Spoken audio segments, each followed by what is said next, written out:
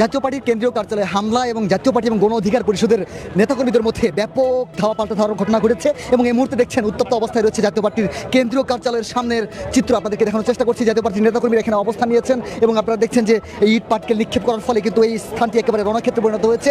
অতিরিক্ত আইন শৃঙ্খলা রক্ষাকারী বাহিনী মোতায়েন করা হচ্ছে এবং আমরা যেমনটি দেখেছি যে সেনাবাহিনীও কিন্তু মোতায়েন করা হয়েছে জাতীয় পার্টির কেন্দ্রীয় কার্যালয় ঘিরে। এই মুহূর্তে দেখছেন ভাঙচুর এবং ইট পাটকেল নিক্ষেপ করা হয়েছে। মূলত কী ঘটনা ঘটেছে এবং কেন ঘটেছে সেই বিষয়টি জানার চেষ্টা করবো জাতীয় পার্টির নেতাকর্মীদের সামনে। জাতীয় পার্টির যে হচ্ছে জাতীয় পার্টির নেতাকর্মীরা এবং অন্য পাশে কিন্তু গণ অধিকার পরিষদের নেতাকর্মীরা অবস্থান নিয়ে রয়েছে। আপনাদেরকে একটু জানিয়ে রাখতে চাই, এর আগে কিন্তু নির্ধারিত যেই কর্মসূচি ছিল গণ অধিকার পরিষদের, তারা কিন্তু জাতীয় পার্টিকে নিষিদ্ধের দাবিতে মিছিল করছিলেন এবং এর একই পাশে অন্য পাশে কিন্তু আসলে জাতীয় পার্টির নেতাকর্মীরা অবস্থান নিয়েছিলেন এবং তাদেরও কর্মসূচি ছিল, সেই কর্মসূচি তারা পালন করছিলেন এবং সেই কর্মসূচির অংশ হিসেবে এক পর্যায়ে কিন্তু বাকবিতণ্ডার অংশ হিসেবে কিন্তু এক পর্যায়ে তারা হাতাহাতিতে ধরায় এবং ব্যাপক সংঘর্ষের ঘটনা ঘটে এবং জাতীয় পার্টির বেশ কিছু নেতাকর্মী আহত হয়েছে এবং আহতদের সংখ্যা ধীরে ধীরে বেড়ে চলেছে, এমনটি কিন্তু জানিয়েছে তাদের দলীয় নেতাকর্মীরা আমাদেরকে যেমনটি বলছিলেন। আমরা একটু আপনাদেরকে দেখাতে চাই এই মুহূর্তে এই জাতীয় পার্টির কেন্দ্রীয় কার্যালয় ঘিরে কিন্তু ব্যাপক আইন শৃঙ্খলা রক্ষাকারী বাহিনী মোতায়েন করা হয়েছে এবং দেখছেন ইট পাটকেলের ফলে কিন্তু একেবারে রণক্ষেত্রে পরিণত হয়েছে এই জাতীয় পার্টির কেন্দ্রীয় কার্যালয়টি। গণ অধিকার পরিষদ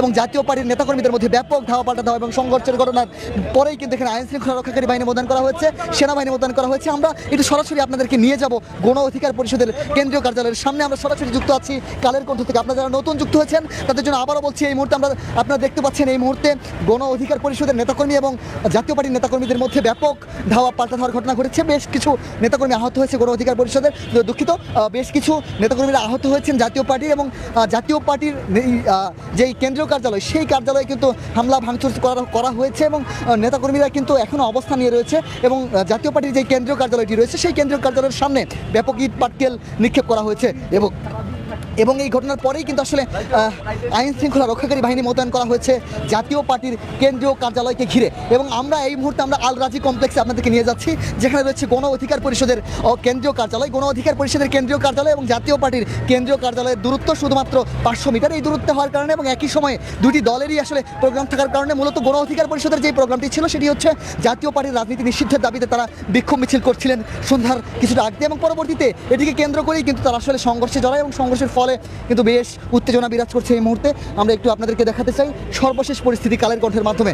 এই মুহূর্তে যুক্ত আছি রাজধানীর পুরান পল্টন এলাকা থেকে। আপনারা দেখছেন গণ অধিকার পরিষদের নেতাকর্মীদের সাথে কিন্তু